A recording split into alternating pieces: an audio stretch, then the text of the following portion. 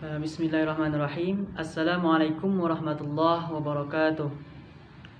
Alhamdulillahirabbil alamin wassalatu wassalamu ala asrafil anbiya'i wal mursalin wa ala alihi wa ashabihi rasulillahi ajma'in. Baiklah, pada kesempatan kali ini perkenalkan, nama saya Muhammad Fadil dengan NIM 2114010031. Kita akan membahas materi pembelajaran pengantar studi Al-Quran Hadis, yang mana materinya tentang ulumul Quran. Baiklah, kita masuk kepada yang pertama, yaitu pengertian ulumul Quran. Secara bahasa, ulumul Quran berasal dari dua kata, berasal dari dua akar kata. Yang pertama yaitu ulum, yang kedua Al-Quran. Kata ulum merupakan jamak dari kata mufrad ilmu, yang secara harfiah dapat kita artikan sebagai ilmu. Sedangkan Al-Quran merupakan kitab Allah yang diturunkan kepada Nabi Muhammad SAW, atau juga bisa diartikan sebagai firman Allah ataupun perkataan Allah yang disampaikan kepada Nabi Muhammad SAW, yang diturunkan kepada Nabi Muhammad SAW melalui perantara malaikat Jibril, dan merupakan mukjizat bagi Nabi Muhammad, dan apabila kita membacanya itu bernilai ibadah di sisi Allah Subhanahu wa taala. Jadi secara harfiah dapat disimpulkan bahwa ulumul Quran itu adalah ilmu-ilmu Al-Quran, atau ilmu-ilmu yang mengkaji, yang membahas tentang Al-Quran. Penggunaan kata jamak pada kata ulumul Quran dan tidak menggunakan kata mufrad seperti ilmu Quran itu dikarenakan ia tidak ditujukan kepada satu ilmu saja yang mengkaji tentang Al-Quran, tetapi itu ditujukan kepada semua ilmu yang bersandarkan, semua ilmu yang mengabdi kepada Al-Quran dan memiliki sandaran atau rujukan kepada Al-Quran.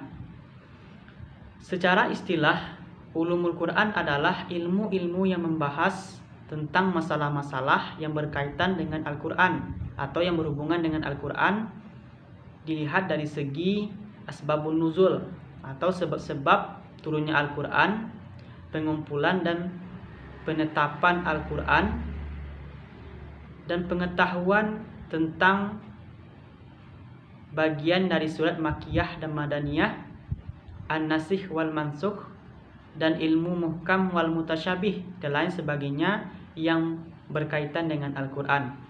Atau ulumul Quran secara istilah juga bisa diartikan sebagai penolakan terhadap segala hal atau segala sesuatu yang bisa menimbulkan keraguan terhadapnya. Yang kedua, ruang lingkup ulumul Quran. Yang pertama, nuzul atau turun. Itu terdiri dari tempat turunnya Al-Quran, waktu turunnya Al-Quran, sebab Al-Quran itu diturunkan, dan sejarah turunnya Al-Quran. Yang kedua, sanad atau yang sering kita sebut sebagai rangkaian periwayatan.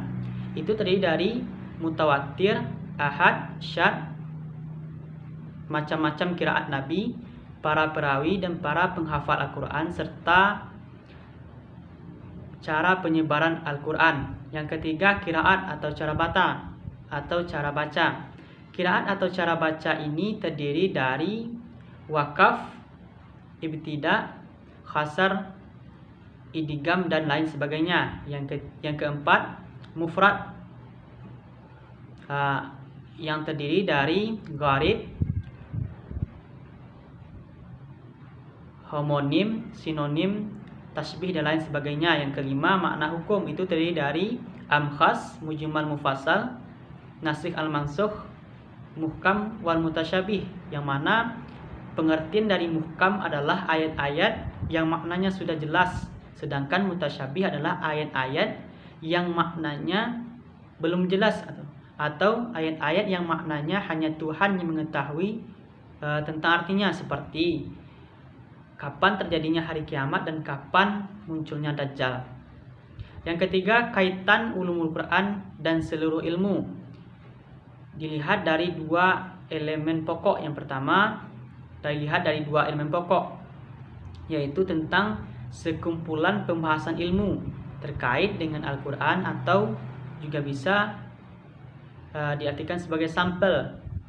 Menurut Az-Zarqani, beliau mengartikan sangat luas, yaitu bentuk jamak tak terhingga dan merupakan penolakan terhadap segala hal yang bisa menimbulkan keraguan.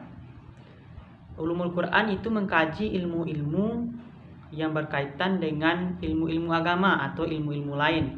Yang kedua, mencakup seluruh ilmu. Menurut As-Suyuti, itu menyatakan sangat luas atau sangat banyak itu.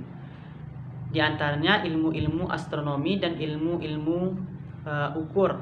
Yang kedua, menurut Ibnu Arabi, sebanyak 77.450 cabang ilmu. Jumlah ini akan terus bertambah jika dilihat dari sudut keterkaitan antar kalimat. Yang keempat itu sejarah munculnya atau timbulnya ulumul Quran. Cabang-cabang ulumul Quran mulai muncul atau mulai timbul secara terpisah pada abad ketiga Hijriah, yang dimulai dengan munculnya ilmu tafsir, ilmu asbab an-nuzul, ilmu nasi al-mansukh, ilmu manazila al-makkata, dan kemudian munculnya ilmu gharabil Quran pada abad keempat Hijriah, dan disusul dengan munculnya ilmu amsalil Quran pada abad kelima Hijriah, serta ilmu badiul Quran, dalilul Quran, dan aksamul Quran pada abad ke-6 Hijriah.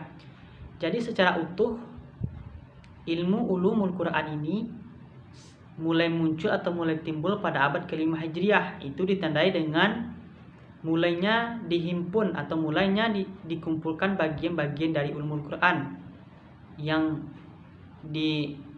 disusun oleh Ali bin Ibrahim bin Sa'ad Al-Hufi, yang dalam bukunya atau karyanya yang terkenal yaitu Al-Burhan fi Ulumil Quran. Sejarah ulumul Quran pada masa Nabi. Pada masa Nabi, ulumul Quran belum dicatat, itu dikarenakan masih adanya Nabi Muhammad atau masih adanya Rasul kita Muhammad sallallahu alaihi wasallam. Yang kedua, mereka masih mampu memahami ayat Al-Quran. Yang ketiga, sulitnya tulis menulis, baik itu dari segi penulis ataupun dari segi alat tulis.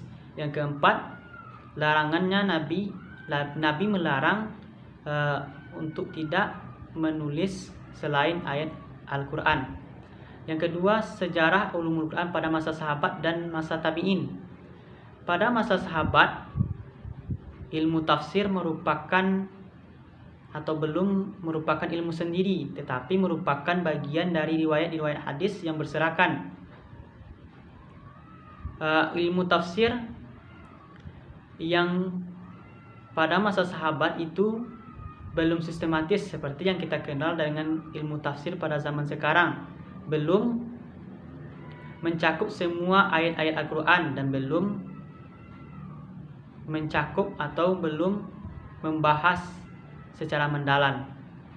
Begitu juga dengan sejarah ulumul Quran pada masa tabi'in. Ulumul Quran pada masa Nabi sampai abad kedua Hijriah. Yang pertama yaitu adanya ayat Al-Quran yang masih belum dipahami. Yang kedua, tidak banyaknya problem karena adanya Rasul. Yang ketiga, ilmu tafsir masih bersifat al-qibti amali atau teraplikasi. Yang keempat, kajinya bersifat pokok-pokok saja. Ulumul Quran pada masa sahabat, yaitu pada masa Abu Bakar Siddiq, yaitu ditandai dengan ilmu tafsir yang bersifat musafahah atau dari mulut ke mulut dan terintegrasi dari sikap terhadap Al-Quran. Yang kedua, pada masa Utsman itu mulai munculnya ilmu tilawat Quran. Yang ketiga, pada masa Utsman bin Affan yaitu munculnya ilmu rasm Al-Quran. Yang keempat, pada masa Ali bin Abi Thalib yaitu mulai munculnya ilmu Arab Al-Quran. Mungkin hanya itu yang dapat kita jelaskan pada kesempatan kali ini. Terima kasih. Wassalamualaikum warahmatullahi wabarakatuh.